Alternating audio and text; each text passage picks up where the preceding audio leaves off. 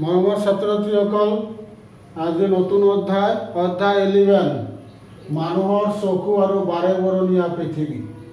মানুহৰ চকু আৰু বাৰেবৰণীয়া পৃথিৱী, human I and the colourful world. এইটো অধ্যায় 11 অধ্যায়, নতুন চেপ্টাৰ। এতিয়া তোমালোকে চকু, আমাৰ চকু বা মানুহৰ চকুৰ গঠনটো ইয়াত চোৱা, তাৰপিছত বিভিন্ন প্ৰশ্ন আলোচনা কৰা হ'ব। মেইনলি কুৱেশ্যন আলোচনাটোৱে মেইন, কুৱেশ্যন ছল্ভ কৰাটোৱে মেইন তোমালোকে কৰিবা। তথাপি কনচেপশ্যনৰ কথা আছে, বিষয়বস্তু মই কুৱেশ্যনত বিষয়বস্তুৰ কনচেপশ্যন তোমালোকক দি দিওঁ। তথাপি ইয়াত চকু, যিহেতু চকুৰ বিষয়ে আমাৰ অলপ জানিব লাগিব। মানুহৰ চকু দুটা খুব মূল্যৱান অংগ। আমাৰ যিটো জ্ঞানেন্দ্ৰিয় আছে, জ্ঞানেন্দ্ৰিয়ত 5টা ইন্দ্ৰিয়, তাৰ ভিতৰত চকু হৈছে প্ৰধান ইন্দ্ৰিয়। চকু অবিহনে আমি এই পৃথিৱীত জীয়াই থাকিব নোৱাৰিম, নাইবা আমি পৃথিৱীত চলিব নোৱাৰিম। চকুযোৰ খুব মূল্যৱান অংগ। চকু হ'ল, এই চকুৰ দ্বাৰাই আমি বাৰেবৰণীয়া পৃথিৱী, বিভিন্ন ৰং বিৰং বৈচিত্ৰ্যময় পৃথিৱী চকুৰ দ্বাৰাই আমি দৰ্শন কৰোঁ বা চকুৰ দ্বাৰাই আমি দেখোঁ। চকু নাথাকিলে তাৰমানে আমি একো দেখিব নোৱাৰিম, একো বস্তু অনুভৱ কৰিব পাৰিম, কিন্তু ৰংবোৰ আমি দেখিব নোৱাৰিম। আমাৰ বেলেগ ইন্দ্ৰিয়ৰ দ্বাৰা, নাকৰ দ্বাৰা, শব্দৰ দ্বাৰা, কাণৰ দ্বাৰা, এইবোৰৰ ঘ্ৰাণৰ দ্বাৰা, স্পৰ্শৰ দ্বাৰা আমি কিছু বস্তু অনুভৱ কৰিব পাৰোঁ, কিন্তু তাৰ ৰং অনুভৱ কৰিব নোৱাৰিম। স্পষ্টকৈ বস্তুবোৰ আমি অধ্যয়ন কৰিব নোৱাৰিম চকু অবিহনে। যিকোনো হওক, চকু এটা আমাৰ মূল্যৱান অংগ। চকু কেমেৰাৰ নিচিনা, জাষ্ট লাইক এ কেমেৰা। চকু এটা কেমেৰা হয়।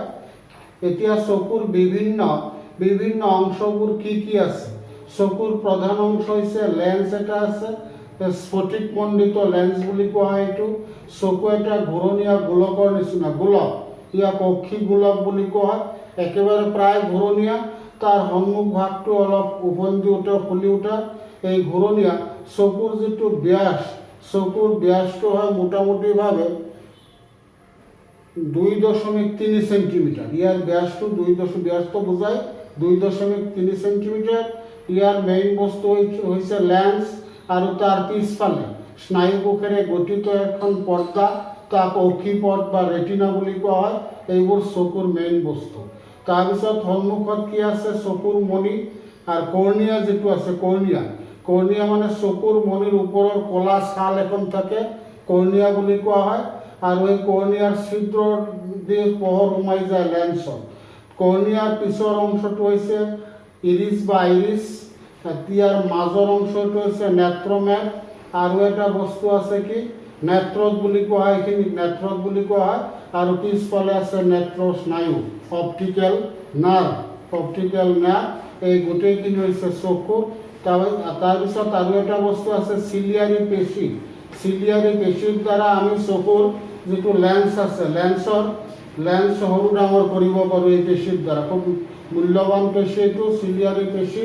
এই পেশীৰ দ্বাৰা লেন্সৰ বক্ৰতা বা ফকাছ দৈৰ্ঘ্য বঢ়া-টুটা চিলিয়াৰী পেশীৰ দ্বাৰা কৰা হয়। এইখিনি হৈছে চকুৰ বিষয়বস্তু। এতিয়া চকুত যেতিয়া পোহৰ ৰশ্মি কৰ্ণিয়াৰ পৃষ্ঠভাগত, এই গোটেইখিনি কৰ্ণিয়া বুলি কোৱা এইটো, এই কৰ্ণিয়াৰ পৃষ্ঠভাগত চকুৰ পোহৰ কি হ'ব? প্ৰতিসৰণ হ'ব। এই কৰ্ণিয়াৰ দ্বাৰা প্ৰতিসৰণ হ'ব, লেন্সৰ মাজেদি পাৰ হৈ যাব। তাৰ পিছফালে আছে অক্ষিপট বা ৰেটিনা, ইংৰাজীত ৰেটিনা বুলি কোৱা হয়। এই ৰেটিনাত এটা ওলোটা প্ৰতিবিম্ব গঠিত হ'ব। আমাৰ চকুৰ সন্মুখত যদি এজন মানুহ থাকে, সেই মানুহটোৰ আমি ওলোটা প্ৰতিবিম্ব কি হ'ব? সেই অক্ষিপট বা ৰেটিনাত গঠিত হ'ব। তাৰমানে মানুহৰ মূৰটো তলফালে, ভৰিবোৰ ওপৰ ফালে, এনেকুৱা। যিকোনো বস্তুৰ ওলোটা হ'ব। গছ এটা থাকিলে তাৰ গছৰ মূল বা গুৰিটো ওপৰ ফালে, আৰু তাৰ পাতবোৰ তলফালে, ওলোটা। মুঠতে ওলোটা এটা প্ৰতিবিম্ব হ'ব। এইটো যিহেতু উত্তল লেন্স, এইটো শত আৰু ওলোটা প্ৰতিবিম্ব গঠিত হয়। এই ওলোটা প্ৰতিবিম্ব এতিয়া স্নায়ু যিটো অপটিকেল নাৰ্ভ আছে, এই নাৰ্ভ এইটো বিদ্যুৎ গতিতে আমাৰ ব্ৰেইনত পঠাই দিব, মগজুলৈ পঠাই দিব। তেতিয়া মগজুৱে ৰিপ্লাই দিব, আমি ওলোটা প্ৰতিবিম্বটো আমি পোনকৈ চিধাকৈ দেখিম। কেতিয়াবা আমাৰ যদি বিকাৰগ্ৰস্ত বেমাৰ হয়, কাণ বেমাৰ হয় বা জ্বৰ হয়, বা খুব এটা আমাৰ শৰীৰৰ যদি বেলেঞ্চ নাথাকে তেতিয়া কেতিয়া আমি চকুৰে ওলটা পাল্টা বস্তু দেখোঁ, মানুহৰ ছবি ওলোটাও দেখিব পাৰোঁ। যিবোৰ টান বেমাৰত ভুগিছে, ভয়ানক জ্বৰ, আগৰ দিনত মেলেৰিয়া জ্বৰ হৈছিল মানুহৰ, তেনেকুৱা মানুহে দেখিছে মানে চকুত বিভিন্ন বস্তু ভাহি উঠে, চকুত কি হয় ওলোটা প্ৰতিবিম্ব চকু দেখা পায়, মানুহ ওলোটা দেখা পায়। তাৰমানে তেতিয়া কি হয় আমাৰ অপটিকেল নাৰ্ভে কাম নকৰে। অতিপাত আমাৰ শৰীৰ বেয়া হ'লে কি হ'ব, আমাৰ অপটিকেল নাৰ্ভে ঠিক কাম নকৰে, মগজুৱে ঠিক সঠিক আমাৰ সংশোধনী উত্তৰটো দিব নোৱাৰে। এইটো এক্সেপশ্যনেল হয়, এনে স্বাভাৱিক অৱস্থাত নহয়। স্বাভাৱিক অৱস্থাত আমাৰ অক্ষিপটত কি হ'ব, ওলোটা প্ৰতিবিম্ব হয়, কিন্তু আমাৰ ব্ৰেইনে এইটো ৰিপ্লাই দিয়ে, আমি ভালকৈহে বস্তুবোৰ দেখা পাওঁ। এইখিনি হৈছে চকুৰ মেইন কাম। এতিয়া চকু, এই চকু যদি সুস্থ মানুহৰ, সুস্থ স্বাভাৱিক সবল মানুহৰ চকুৰ এটা দৃষ্টি আছে। আমাৰ ন্যূনতম দৃষ্টি হৈছে 25 সেণ্টিমিটাৰ। 25 সেণ্টিমিটাৰ ওচৰত কিতাপ এটা আমি ভালকৈ চকুৰ পৰা 25 সেণ্টিমিটাৰ যদি হয়, তেনেহ'লে চকুৰ পৰা কিতাপৰ পৃষ্ঠাৰ দূৰত্ব 25 সেণ্টিমিটাৰ। জনাই তোমালোকে 25 সেণ্টিমিটাৰ মানে কিমান হ'ব, 10 ইঞ্চিমান হ'ব। তো যি কি নহওক 10 ইঞ্চি দূৰত্বত আমি চকু যদি ৰাখোঁ, তেনেহ'লে আমি তাৰ লেখনি কিতাপৰ লিখাবোৰ স্পষ্ট দেখা পাওঁ। ইয়াৰ ওচৰত হ'লেও কম দেখিম, দূৰত হ'লেও অলপ কম দেখিম। আৰু ভাল সুস্থ চকুৰ অসীম কিমান দূৰলৈ, দূৰদৃষ্টি তাৰ অসীম মানে নিৰ্দিষ্ট তাৰ স্থান নাই। হয়তো আধা কিলোমিটাৰো হ'ব পাৰে, তাৰপিছত 100 মিটাৰো হ'ব পাৰে, 200 মিটাৰ হ'ব পাৰে। আকাশত ৰাতি তৰাবোৰ ভাল চকুৰে স্পষ্টকৈ দেখিব। এইটো হৈছে ভাল চকুৰ দূৰবিন্দু আৰু নিকট বিন্দু। নিকট বিন্দু হৈছে 25 সেণ্টিমিটাৰ, দূৰবিন্দুটো অসীম বুলি কোৱা অসীম। এতিয়া চকু যদি বিকাৰগ্ৰস্ত হয়, চকুৰ কি হ'ব পাৰে, চকুৰ বিকাৰগ্ৰস্ত বেমাৰ হ'ব পাৰে। চকুৰ বেমাৰ তিনি ধৰণৰ। চকুৰ বেমাৰ তিনি ধৰণৰ, যি এটা তাৰমানে প্ৰথম 1 নম্বৰ বেমাৰটো কোৱা হয় নিকট দৃষ্টি বা মায়পিয়া। 2 নম্বৰটো হৈছে দূৰদৃষ্টিগ্ৰস্ততা বা হাইপাৰমেট্ৰপিয়া। আৰু 3 নম্বৰ বেমাৰটো হৈছে জৰা দৃষ্টি বা প্ৰেছ বায়পিয়া। এই তিনি ধৰণৰ বেমাৰ। এই তিনি ধৰণৰ বেমাৰৰ পৰা আমি সম্বোধন কৰিবলৈ বা পৰিত্ৰাণ পাবলৈ, আঁতৰাবলৈ আমাৰ কি লাগিব, আমাৰ লেন্স লাগিব। লেন্স যিবোৰ সাধাৰণতে কম বয়সী ল'ৰা ছোৱালী কি কৰে, ক্লাছৰ ছাত্ৰ ছাত্ৰী দূৰৰ বস্তু, ব্লেকবোৰ্ডৰ বস্তু ভালকৈ দেখা নাপায়, দূৰৰ বস্তু দেখা নাপায়, ওচৰৰ বস্তু দেখা পায়। এই ধৰণৰ বেমাৰক কোৱা হয়, এইবোৰ পিছত আকৌ কুৱেশ্যনত তোমালোকৰ আলোচনা কৰা হ'ব। এই বেমাৰক কোৱা হয় নিকট দৃষ্টিগ্ৰস্ততা বা মায়পিয়া। এই বেমাৰৰ পৰা হাত সাৰিবলৈ তাৰ সন্মুখত এটা অৱতল লেন্স লাগিব, অৱতল কনকেভ লেন্স। অৱতল লেন্সৰ চশমা লাগিব, তাৰমানে ওচৰৰ বস্তু ভালকৈ দেখা পায়, দূৰৰ বস্তু দেখা নাপায়। এইটোক মায়পিয়া বুলি কোৱা হয়। তাক আঁতৰাবলৈ কি লাগিব, আমাৰ অৱতল লেন্সৰ চশমা। অৱতলটো বুজাই তাৰ লেন্সটো ভিতৰলৈ সুমোৱা, দুইফালে ভিতৰলৈ সুমোৱা অৱতল লেন্স। তাৰপিছত বুঢ়া হ'লে, সাধাৰণতে বুঢ়া মানে 40 বছৰ পাৰ হ'লে, 40-50 এনেকুৱা, আমি দূৰৰ বস্তু ভালকৈ দেখোঁ, ওচৰৰ বস্তু দেখা নাপাওঁ। এই ধৰণৰ বেমাৰক কোৱা হাইপাৰমেট্ৰপিয়া। ওচৰৰ বস্তু ভালকৈ দেখা নাপায়, কিতাপবোৰ দূৰত ল'ব লাগিব। বেজিত সূতা সোমাব নোৱাৰে, তোমালোকে লক্ষ্য কৰি চাগে এইবোৰ তোমালোকে দেখাই ঘৰত না, বেজিত সূতা লগাব নোৱাৰে। তেতিয়া সৰু ল'ৰা ছোৱালীক দিয়ে যে বাপাই মোৰ বা মাজনী সূতাটো লগাই দিয়া। দেখিছে তোমালোকৰ ঘৰত, তোমালোকৰ মা বা আইতা এইবোৰ মানুহৰ কি হয় যে ওচৰৰ বস্তু ভালকৈ মনিব নোৱাৰে, দূৰৰ বস্তু হ'লে দেখিব পাৰে। এনেকুৱা বেমাৰক কোৱা হাইপাৰমেট্ৰপিয়া বা দূৰদৃষ্টিগ্ৰস্ততা। এই বেমাৰৰ কাৰণে উত্তল লেন্স লাগিব, উত্তল কনভেক্স লেন্স। কনভেক্স লেন্সটো বুজি পাইছে, উত্তল লেন্স, চকুৰ লেন্সটো উত্তল লেন্স হয়। আৰু এক্সট্ৰা এটা উত্তল লেন্স লাগিব, তেতিয়া কি হ'ব, তেতিয়া ওচৰৰ বস্তু ভালকৈ দেখা পায়। এই বিষয়ে আৰু আলোচনা কৰা হ'ব।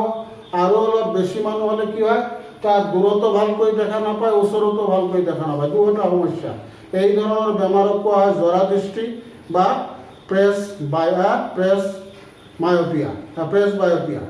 বায়পিয়া বা জৰা দৃষ্টি।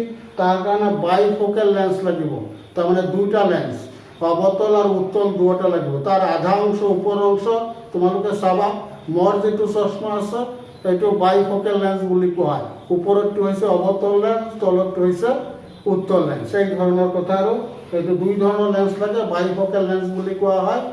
বাইফোকেল লেন্স এইটো ওপৰৰ অংশটো হৈছে অৱতল লেন্স, তলৰ অংশটো হৈছে উত্তল লেন্স।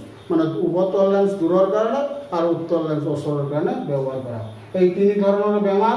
তাৰপিছত এই চেপ্টাৰত আৰু কি আছে আমাৰ? এই চেপ্টাৰত আছে আমাৰ প্ৰিজমৰ কথা আছে।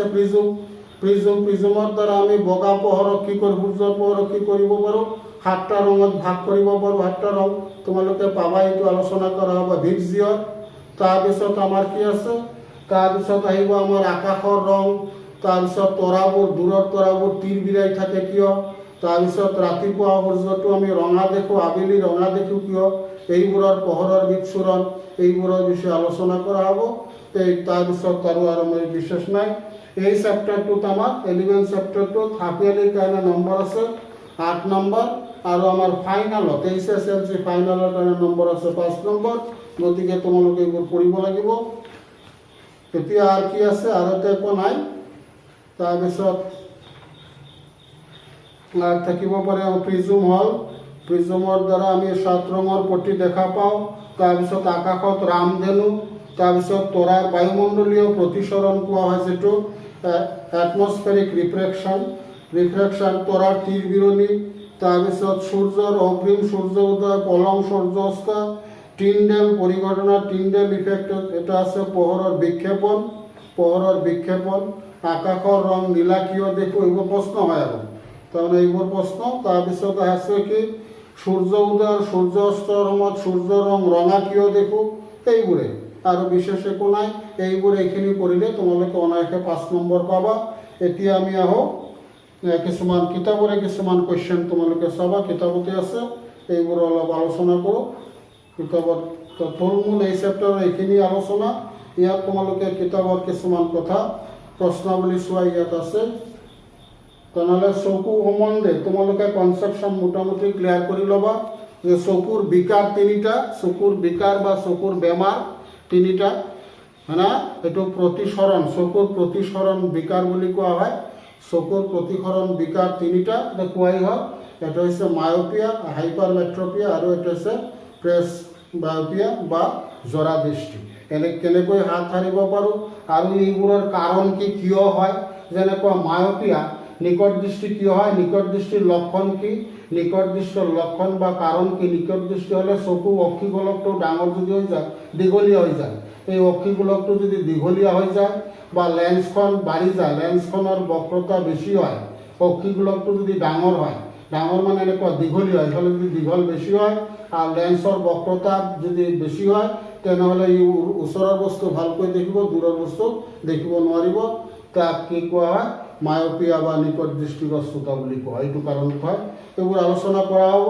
তাৰপিছত হাইপাৰমেট্ৰপিয়া বা দূৰদৃষ্টিগ্ৰস্ততা, ওচৰৰ বস্তু ভালকৈ দেখিব নোৱাৰে, দূৰৰ বস্তু ভালকৈ দেখিব পাৰে। এনেধৰণৰ বেমাৰ কিয় হয়? হাইপাৰমেট্ৰপিয়া বা দূৰদৃষ্টিগ্ৰস্ততা কেনেকৈ হয়? ইয়াৰ কাৰণ হয় চকুৰ গোলকটো সৰু হৈ যায় বা লেন্সটো সৰু হৈ যায়।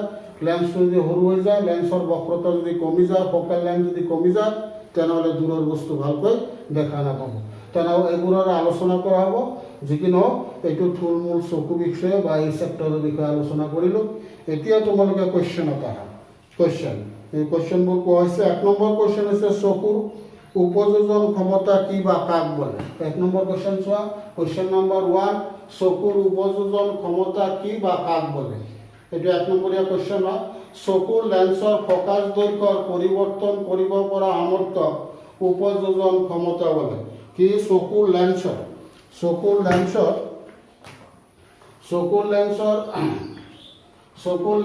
ফকাছ দৈৰ্ঘ্যৰ পৰিৱৰ্তন কৰিব পৰা সামৰ্থ্য, এবিলিটি, পৰিৱৰ্তন কৰিব পৰা সামৰ্থ্যক উপযোজন ক্ষমতা বুলি কয়। উপযোজন ক্ষমতা এডাপ্টেশ্যন পাৱাৰ বুলি কোৱা হয়। যে চকুৰ লেন্সৰ ফকাছ দৈৰ্ঘ্যৰ পৰিৱৰ্তন কোনে কৰিব পাৰে? সেই চিলিয়াৰী পেশীয়ে কি কৰে? যে চকুৰ ফকাল লেন্সৰ দৈৰ্ঘ্য বঢ়াটোটা এইটো কৰিব পাৰে চিলিয়াৰী পেশীয়ে। এই ক্ষমতাটোকে চকুৰ উপযোজন ক্ষমতা বুলি কোৱা হয়, এডাপ্টেশ্যন পাৱাৰ বুলি কোৱা হয়। তো বুজি পাইছে এইটো যে চিলিয়াৰী পেশীৰ দ্বাৰা চকু যেতিয়া তোমালোকে চাবা কিছুমান মানুহে ওচৰৰ বস্তু চকু অলপ টান টান কৰে, দূৰৰ বস্তু চকু সৰু কৰে বা কিবা কিবি কৰে আৰু সেইটো কোনে কৰা? চিলিয়াৰী পেশীয়ে কৰে। চিলিয়াৰী পেশীৰ কাম কি?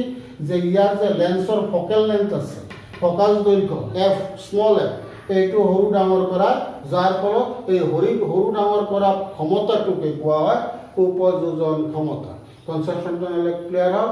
এইটো হৈছে 1 নম্বৰ যে চকুৰ লেন্সৰ ফকাল দৈৰ্ঘ্যৰ পৰিৱৰ্তন কৰিব পৰা সামৰ্থ্য উপযোজন ক্ষমতা হ'ল। এতিয়া কুৱেশ্যন নম্বৰ 2। কুৱেশ্যন নম্বৰ 2 ইয়াৰো মাৰ্ক কিমান? ইয়াৰো মাৰ্ক 1। এইটো এইবোৰ সৰু সুৰা কুৱেশ্যনে বেছি হয় এই চেপ্টাৰত। মায়োপিয়াগ্ৰস্ত চকু থকা মানুহ এজনে 1.2 মিটাৰতকৈ বেছি দূৰৰ বস্তু স্পষ্টকৈ দেখা নাপায়। যতচি দৃষ্টি ঘূৰাই আনিবলৈ কেনেধৰণৰ লেন্স ব্যৱহাৰ কৰিব লাগিব? 1 নম্বৰীয়া কুৱেশ্যন। মায়োপিয়াগ্ৰস্ত তোমালোকে মনত ৰাখিব, দুটা নাম কিন্তু, এটা অসমীয়া নাম, এটা ইংৰাজী নাম। মায়োপিয়াগ্ৰস্ত মানে নিকট দৃষ্টি। কিছুমানে হয়তো অসমীয়াটো লিখি থয়, ইংৰাজীটো নাজানে। প্ৰশ্ন আহি গ'লে যে মায়োপিয়াগ্ৰস্ত কি আছে, ওচৰত দেখা না দূৰত দেখা? তোমালোকে সেইকাৰণে দুয়োটা প্ৰতিশব্দই ভালকৈ মনত ৰাখিবা। মায়োপিয়াগ্ৰস্ত মানে নিকট দৃষ্টিগ্ৰস্ততা, নিকট দৃষ্টি। ওচৰত নিকট দৃষ্টি মানে ওচৰৰ বস্তু ভালকৈ দেখা পায়, দূৰৰ বস্তু দেখা নাপায়। আৰু দূৰদৃষ্টি হাইপাৰমেট্ৰপিয়া, দূৰৰ বস্তু ভালকৈ দেখা পায়, ওচৰৰ বস্তু ভালকৈ দেখা নাপায়। আৰু প্ৰেছবায়োপিয়া মানে জৰা দৃষ্টি, দুয়োটাই ডিফেক্ট, ওচৰৰ ভালকৈ দেখা নাপায়, দূৰৰো ভালকৈ দেখা নাপায়। এই তিনিটা বেমাৰ ভালকৈ প্ৰত্যেকে মনত ৰাখে, একেবাৰে ইজি, কোনো টান নহয়, তোমালোকে মনত ৰাখিলে হ'ল, পঢ়িলেই হ'ল। এতিয়া ইয়াক কোৱা হয় মায়োপিয়াগ্ৰস্ত চকু থকা। মায়োপিয়াগ্ৰস্ত মানে নিকট দৃষ্টি, নিকট দৃষ্টি মানে ওচৰত দেখা পায়, দূৰত দেখা নাপায়।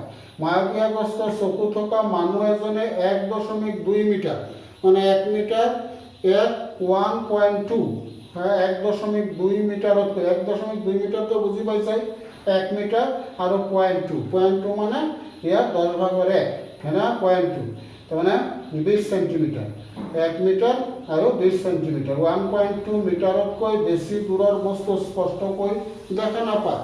1 মিটাৰ অলপ বেছি দূৰৰ বস্তু ভালকৈ দেখা নাপায়। তেতিয়া তাৰ কি লাগিব? চশমা লাগিব, তাৰ লেন্স লাগিব। তেনেহ'লে যতচি দৃষ্টি ঘূৰাই আনিবলৈ কেনেধৰণৰ লেন্স ব্যৱহাৰ কৰিব লাগিব? বুজা নাই? এইটো হৈছে নিকট দৃষ্টিৰ মানুহৰ চশমা হৈছে অৱতল লেন্স। অৱতল লেন্সৰ চশমা ব্যৱহাৰ কৰিব লাগিব। তেনেহ'লে কি লাগিব? অৱতল লেন্সৰ চশমা লাগিব। তাৰপিছত কুৱেশ্যন নম্বৰ 3, এইবোৰ ভালকৈ মনত ৰাখিবা। ওচৰৰ বস্তু দেখা পায়, দূৰৰ বস্তু দেখা নাপায়, এইটো অৱতল লেন্স, অৱতল কনকেভ লেন্স। আৰু ওচৰৰ বস্তু দেখা নাপায়, দূৰৰ বস্তু দেখা পায়, এইটো উত্তল লেন্স, কনভেক্স লেন্স, মনত ৰাখিবা এইবোৰ। আৰু জৰা দৃষ্টি দুয়োটাই দেখা নাপায়, দুয়োটাই লাগিব, তাৰ লেন্সৰ তাৰ চশমাৰ ওপৰৰ অংশ হ'ব অৱতল, তলৰ অংশ হ'ব উত্তল, এনেকুৱা। তাৰপিছত কুৱেশ্যন নম্বৰ 3, স্বাভাৱিক দৃষ্টিৰ এজন মানুহৰ বাবে দূৰবিন্দু আৰু নিকট বিন্দু কি? এইটো এটা কুৱেশ্যন হ'ব পাৰে। দূৰবিন্দু আৰু নিকট বিন্দুটো কোৱাই হৈছে, এইটো এটা কুৱেশ্যন। স্বাভাৱিক দৃষ্টি মানে যাৰ ভাল চকুৰ মানুহৰ দূৰবিন্দুটো কি? কিমান দূৰলৈকে দেখিব পাৰে, তাৰ নিৰ্দিষ্ট মাপ দিয়া নাই, তাক অসীম বুলি কৈছে, অসীম। আৰু নিকট বিন্দুটো তোমালোকে জানাই 25 চেণ্টিমিটাৰ, 25 চেণ্টিমিটাৰ। তেনেহ'লে দূৰবিন্দুৰ দূৰত্ব অসীম আৰু নিকট বিন্দুৰ দূৰত্ব 25 চেণ্টিমিটাৰ। তেনেহ'লে এইকেইটা কুৱেশ্যন হ'ল। এতিয়া ইয়াত কুৱেশ্যন আছে আমাৰ কিমান? 4টা। তাৰপিছত 4 নম্বৰ কুৱেশ্যন আহ। 4 নম্বৰ কুৱেশ্যন, ছাত্ৰ এজন শেষৰ বেঞ্চত বহি বৰ্ডখন চোৱাত অসুবিধা পায়। ল'ৰাজনে ভোগা বিকাৰটো কি হ'ব পাৰে? ইয়াৰ সংশোধন কেনেকৈ কৰিব পাৰি? একেই তোমালোকে ছাত্ৰ এজন ক্লাছৰুমৰ কথা কোৱাইছে, ছাত্ৰ এজন লাষ্টৰ বেঞ্চত বহি আছে, এই বৰ্ডৰ লেখা দেখা নাপায়, স্পষ্টকৈ দেখা নাপায়। তেনেহ'লে ই কি বেমাৰত ভুগি আছে আৰু তাৰ সংশোধন কি, তাৰ কাৰেকশ্যন কি হ'ব? তাৰ চশমা লাগিব, কেনেধৰণৰ চশমা লাগিব এইটোৱে কোৱা হৈছে। তেওঁলোক দূৰৰ বস্তু দেখা নাপায় মানে কি? নিকট দৃষ্টিগ্ৰস্ততা, এইটো মায়োপিয়া বেমাৰটো হ'ব, এনচাৰ হ'ব মায়োপিয়া। আৰু তাৰ কি? অৱতল লেন্সৰ চশমা তাৰ ব্যৱহাৰ কৰিব লাগিব। 1-2 নম্বৰীয়া কুৱেশ্যন। এতিয়া তোমালোকে কুৱেশ্যনটো লিখি ল'ব পাৰে, এইটো হৈছে তো বুজি পালাই মোটামুটি, তো মুচি দিওঁ।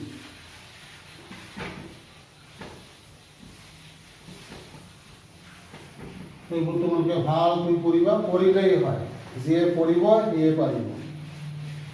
আৰু তোমালোকে মই বাৰে বাৰে কৈছোঁ যে তোমালোকে এই ভিডিঅ'বোৰ চাবা ভালকৈ আৰু এই চেনেলটো তোমালোকে ছাবস্ক্ৰাইব কৰিবা আৰু তোমালোকে শ্বেয়াৰ কৰিবা। শ্বেয়াৰটো হৈছে মেইন।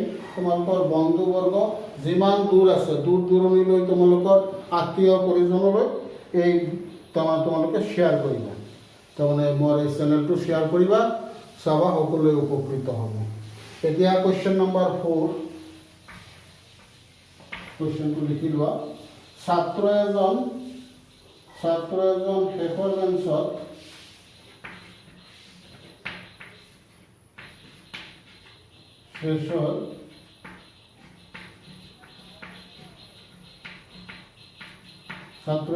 শেষৰ বেঞ্চত বহিলে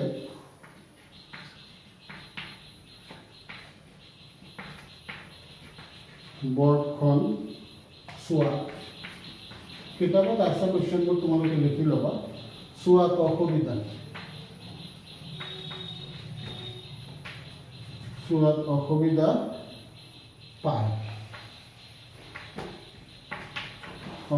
পায়। ল'ৰাজনে ভোগা বিকাৰটো কি?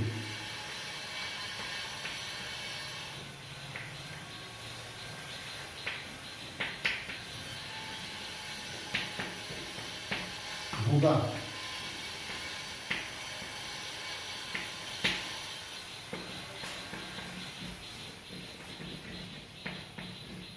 ল'ৰাজনে ভোগা বিকাৰটো কি?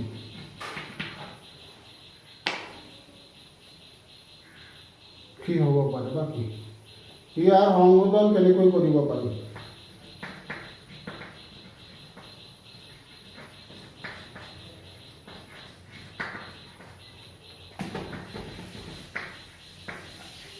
কেনেকৈ কৰিব পাৰি?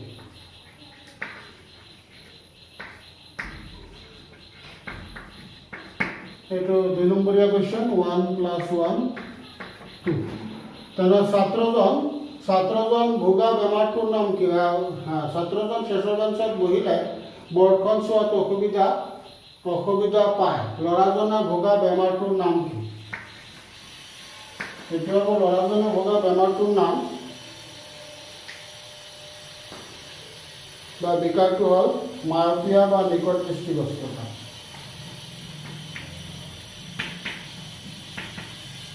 ল'ৰাজনে ভোগা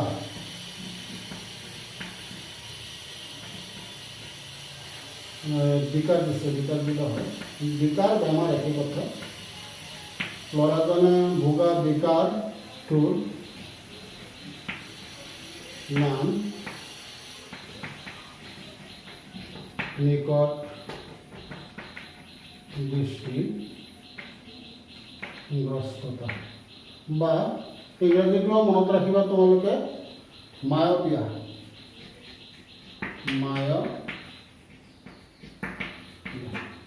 আৰু কি ইয়াৰ সংশোধন কেনেকৈ কৰিব পাৰি? ইয়াৰ সংশোধন আৰু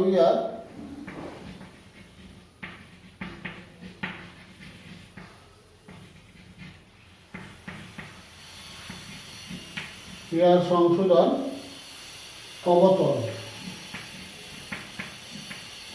অৱতল লেন্সত চশমা দিব পাৰা। চশমাৰ দ্বাৰা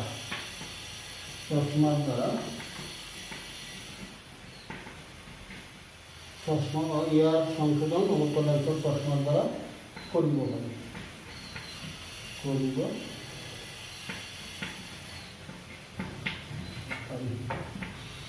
তাৰপিছত কুৱেশ্যন নম্বৰ 5 এটা দিলোঁ।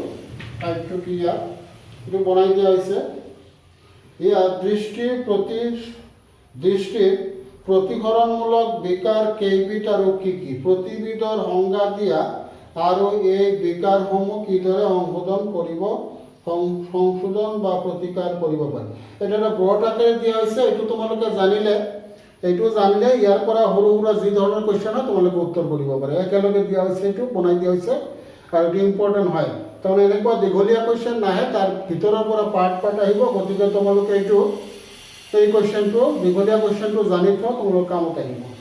কুৱেশ্যন নম্বৰ 5, দৃষ্টিৰ প্ৰতিসৰণমূলক বিকাৰ কেইবিধ আৰু কি কি? দৃষ্টিৰ প্ৰতিসৰণ, এইবোৰ প্ৰতিসৰণ বুলি কোৱা হয়। প্ৰতিসৰণমূলক, চকুৰ বেমাৰটো প্ৰতিসৰণমূলক বিকাৰ বা বেমাৰ। প্ৰতিসৰণমূলক, দৃষ্টিৰ প্ৰতিসৰণমূলক বিকাৰ কেইবিধ কি কি?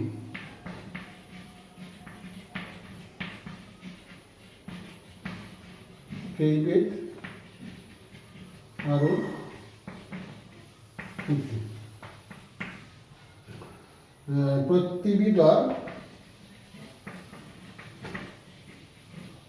প্ৰতিবিধৰ সংজ্ঞা দিয়া। প্ৰতিবিধৰ সংজ্ঞা, ডেফিনেশ্যন। প্ৰতিবিধৰ সংজ্ঞা মানে কাক বলে? প্ৰতিবিধৰ সংজ্ঞা, প্ৰতিবিধৰ সংজ্ঞা দিয়া আৰু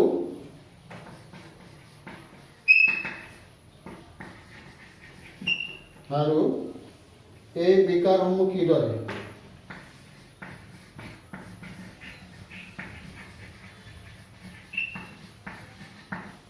এই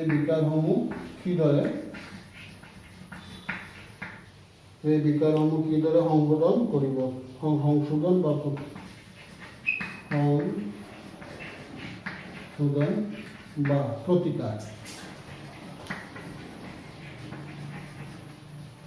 প্ৰতিকাৰ কৰিব পাৰি।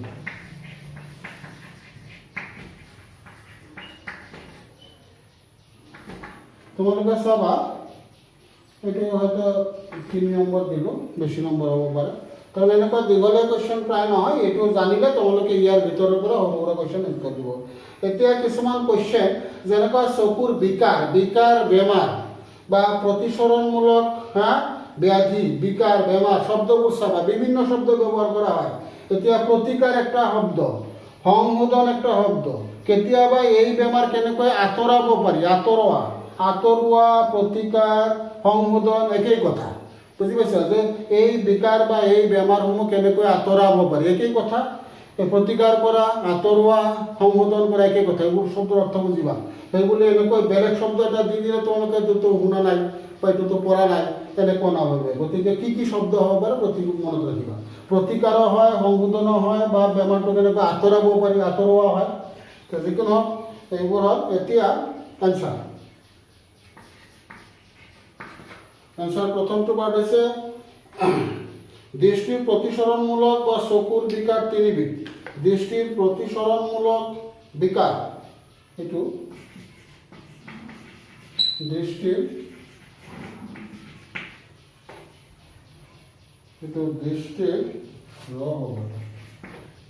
প্ৰতিসৰণমূলক বিকাৰ 3 বিধ। কেইবিধ? 3 বিধ।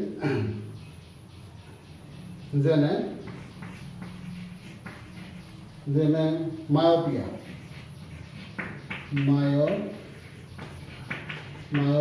বা দুটা কিবা বা নিকট দৃষ্টি, গ্ৰস্ততা দিছে আজিকালি। গ্ৰস্ততা, নিকট দৃষ্টিগ্ৰস্ততা, সেইটো 1 নম্বৰ দিব পাৰা। তাৰপিছত 2 নম্বৰ হাইপাৰ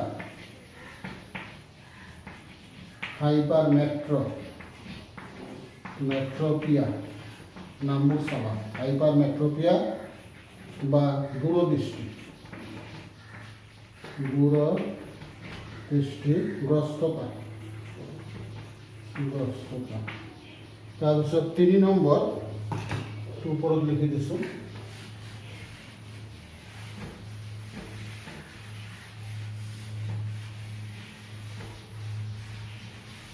তিনি নম্বৰ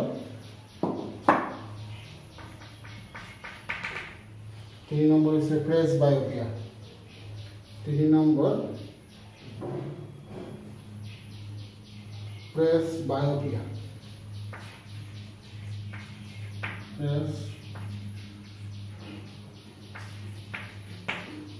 বায়োপিয়া বা জরা জরা দৃষ্টি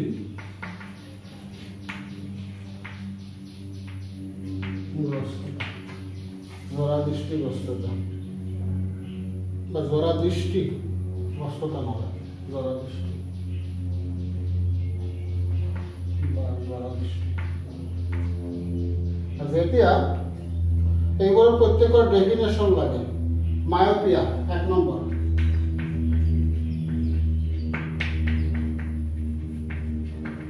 আচ্ছা মায়োপিয়া দিব তোমালোকে নিকট দৃষ্টিও বুঝিবা। মায়োপিয়া মানে নিকট দৃষ্টি। মায়োপিয়া মায়োপিয়া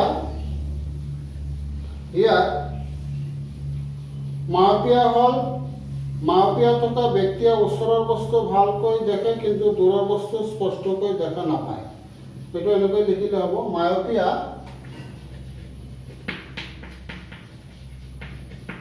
মায়োপিয়া মায়োপিয়া থকা ব্যক্তিয়ে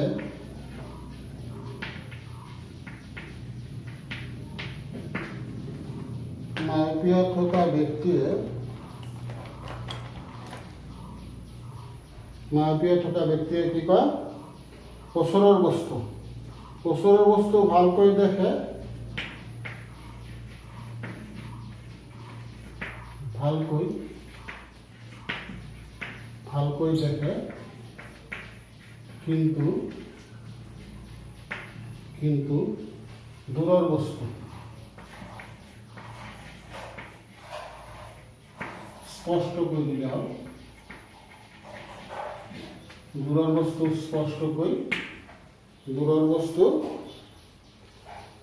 স্পষ্টকৈ দেখা নাপায়।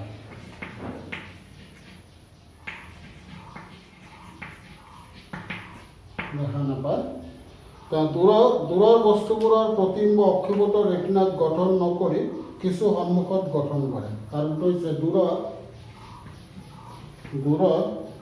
বস্তুবোৰৰ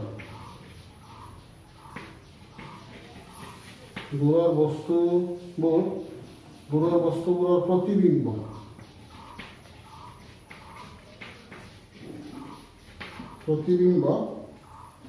অক্ষিপত বা ৰেটিনাত গঠন নকৰি ৰেটিনা দিলে হ'ব।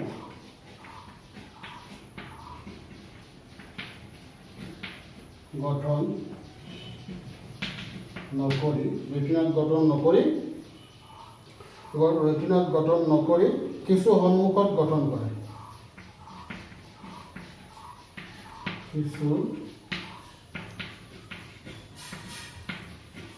সন্মুখত চাবা তোমালোকে দেখা গ'ল, সন্মুখত গঠন কৰে। তাৰমানে ইয়াৰ কাৰণটো কি যে দূৰৰ বস্তুবোৰৰ প্ৰতিবিম্ব ৰেটিনাৰ যিটো লাষ্ট বিন্দু, ৰেটিনাৰ যিটো ৱাল আছে তাত লাষ্ট বিন্দুত গঠন নকৰি আগত গঠন কৰে, নকৰি কিছু সন্মুখত, তাৰ ৰেটিনাৰ সন্মুখত গঠন কৰে। সেইকাৰণে দূৰৰ বস্তু ভালকৈ দেখিব নোৱাৰে। তেওঁলোকে ইয়াত অৱতল লেন্সৰ চশমাৰে এই বেমাৰ প্ৰতিকাৰ কৰা হয়। অৱতল লেন্সৰ চশমাৰে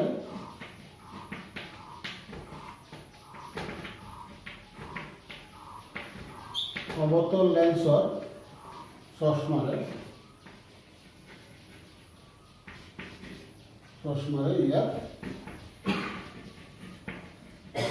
প্ৰতিকাৰ